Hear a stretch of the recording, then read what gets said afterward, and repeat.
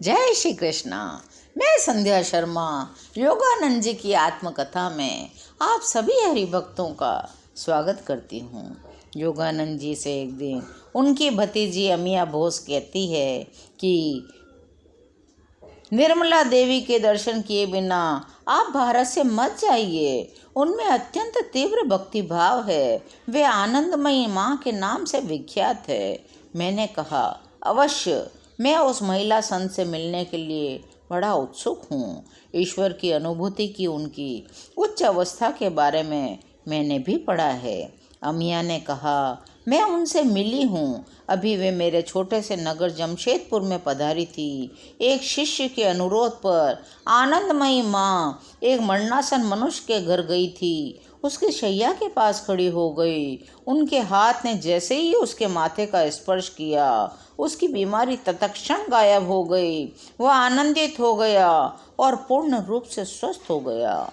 कुछ दिन बाद ही मैंने सुना कि आनंदमयी माँ कोलकाता के भवानीपुर मोहल्ले में अपने एक शिष्य के घर ठहरी हुई थी। पिताजी के कोलकाता के घर से श्री राइट और मैं तुरंत ही निकल पड़े। हमारी फोर्ड भवानीपुर के उस घर के पास पहुंची। हमें सड़क पर एक अपूर्व दृश्य दिखाई दिया। आनंदमयी माँ एक खुली कार में खड़ी थी और कार के चारों ओर खड़े लगभग 100 शिष्यों को आशीर्वाद दे रही थी। ये स्पष्ट हो रहा था कि वे वहाँ से प्रस्थान कर रही थी। श्री राइट ने गाड़ी हमारी थोड़ी दूर खड़ी कर दी और पैदल ही हम उस शांत जन समूह की ओर चल पड़े। उस महिला संत ने हमें देखा और कार से उतरकर हमारी ओर आने लगी। बाबा, आप आ गए। उन्होंने गले में अपनी बाहें डालकर अपना सिर मेरे कंधे पर रख दिया। मैंने कुछ ही क्षण पहले मिस्टर राइट को कहा था, इन महिला संत के साथ मेरी जान पहचान नहीं थी, लेकिन इस असाधारण स्वागत का वे भरपूर आनंद उठा रहे थे। उनके आसपास जो शिष्य खड़े थे, वे भी इस दृश्य को आश्चर्यपूर्ण तरीके से देख रहे थे। मुझे पता चल गया, आनंदमयी माँ समाधि की एक उच्च अवस्था में थी। उन्हें अपने बाह्य नारी रूप का कोई भाव नहीं था। वे ईश्वर के एक अन्य भक्त के साथ आनंद से मिल रही थी। मेरा हाथ पकड़कर वे मुझे अपनी कार में ले गई। मैंने कहा, आनंदमयी माँ, मेरे कारण आपकी यात्रा में विलंब हो रहा है। बाबा, मैं कई युगों के बाद इस जन्म में आपसे पहली बार मिल रही हूँ।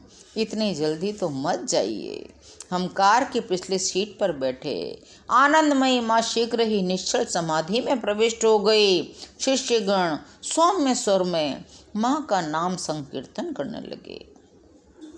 आनंदमयी माँ समाधि में ही मग्न रही। मैंने पास खड़ी उनकी शिष्या से कुछ पूछताछ की। तब शिष्या ने बताया, आनंदमयी माँ भारत में दूर दूर तक जाती हैं। अनेकों भागों में उनके अनेक शिष्य हैं। स्वयं ब्राह्मण होते हुए भी वे जाति भेद को नहीं मानती।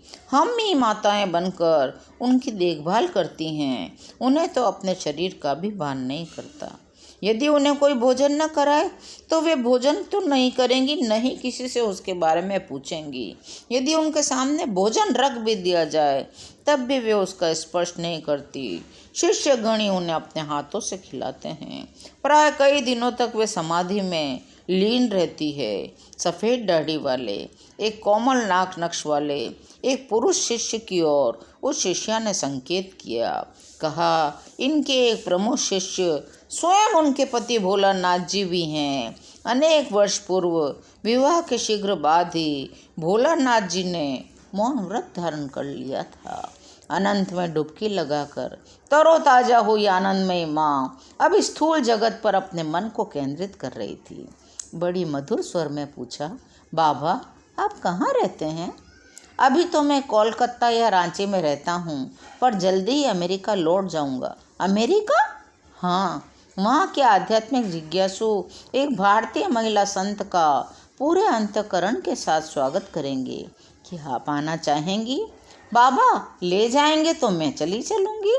उनमें से एक मुझे तुरंत दृढ़ता के साथ बताया, हम में से कम 20 या उससे अधिक लोग हमेशा आनंदमयी माँ के साथ यात्रा करते हैं। हम उनके बिना जी नहीं सकते। जहाँ भी वे जाएंगी वहाँ हम अवश्य जाएंगे। आनंदमयी माँ से विदा लेते समय मैंने उनसे कहा, अच्छा अपने शिष्यों के साथ कम से कम रांची आइए, आपको वहाँ विद्यालय के बच्चों से मिलकर आनंद होगा। जब भी बाबा ले जाएंगे मैं खुशी से चलूँगी। इसके कुछ ही दिन बाद आनंदमयी माँ के आगमन की खुशी से रांची के विद्यालय में उत्सव का वातावरण छा गया। आनंदमयी माँ की जय, आनंदमयी माँ की जय। विद्यालय के प्रवेश द्वार से जब वे अंदर आए तो 20 नन्हे मुन्ने बच्चों के कंठ से बड़े उत्साह के साथ जय जयकार से उनका स्वागत किया। कृपया अपने जीवन के बारे में मुझे कुछ बताइए। माँ बोली, बाबा सब जानते हैं, दोहराने से क्या होगा। मैं हंस पड़ा। मैंने दोबारा अनुरोध किया। फिर वे बोली, बाबा बताने लायक कुछ अधिक नहीं है। मेरी चेतना इस नश्वर देह के साथ कभी एक रूप नहीं हुई। इस पृथ्वी पर आने से पहले मैं वही थी। जब मैं छोटी बच्ची थी तब भी मैं वही थी। मैं नारी बनी तब भी मैं वही थी। जिस परिवार में मेरा जन्म हुआ, उन्होंने जब इस देह का विवाह रचाने की तैयारी की तब भी मैं वही थी। बाबा आपके सामने अभी मैं वही हूँ। यहाँ से आगे सदा के लिए मेरी चारों ओर सृष्टि का नृत्य चाहे जितना ही बदलता रहे, मैं वही रहूँगी। आनंदमयी माँ गहरी ध्यानावस्था में डूब गई। मैंने कहा, आनंदमयी माँ मेरे साथ बगीचे में आने की कृपा कीजिए। श्री राइट अपनी कुछ फ़ोटो खींचेंगे। अवश्य बाबा, आपकी इच्छा में ही मेरी इच्छा है। भोज का समय हुआ। आनंदमयी माँ अपने कंबल के आसन पर बैठ गई। उन्हें भोजन कराने के लिए उनकी शिष्या उनके पास बैठ गई। जब शिष्या होठों के पास कौर ले आती तो वे आज्ञाकारी छोटे से बच्चे की भांति मुंह खोल देती। उनके लिए न सब्जियों में कोई अंतर था, न मीठे पकवानों में। जब दिन डूबने लगा तो आनंदमयी माँ जाने के लिए प्रस्तुत हुई। गुलाब की पंखुड़ियों की वर्षा उन पर की गई। ईसा मसीह ने कहा था, तू अपने परमेश्वर से अपने पूरे हृदय के साथ, अपनी पूरी आत्मा के साथ, अपने पूरे मन के साथ, अपनी पूरी शक्ति के साथ प्रेम करेगा। यह मेरा प्रथम आदेश है। प्रत्येक निकृष्ट आसक्ति को त्याग कर आनंदमयी माँ अपनी पूर्ण निष्ठा ईश्वर को अर्पण करती हैं। रांची के विद्यालय को भेंट देकर जाने के बाद एक अन्य अवसर पर आनंदमयी माँ से मेरी पुनः मुलाकात हुई। कुछ महीनों बाद एक दिन श्री रामपुर स्टेशन के प्लेटफार्म पर कुछ भक्तों के साथ वे गाड़ी की प्रतीक्षा कर रही थी। मुझे देखते ही बोली, बाबा मैं हिमालय में जा रही हूँ। कुछ दयालु लोगों ने देहरादून में हमारे लिए आश्रम बना दिया है। जब वे गाड़ी में सवार हो रही थी, मुझे देखकर बड़ा अचंभा हुआ। चाहे वे लोगों की भीड़ में हों, चाहे रेलगाड़ी में हों, चाहे किसी भोज में बैठी हों या चुपचाप अकेली बैठी हों, उनकी आंखें कभी भी ईश्वर से विमुख नहीं होती थी। देखो, अभी और सदा सर्वदा सनातन सत्य के साथ एक मैं सदैव वही हूँ।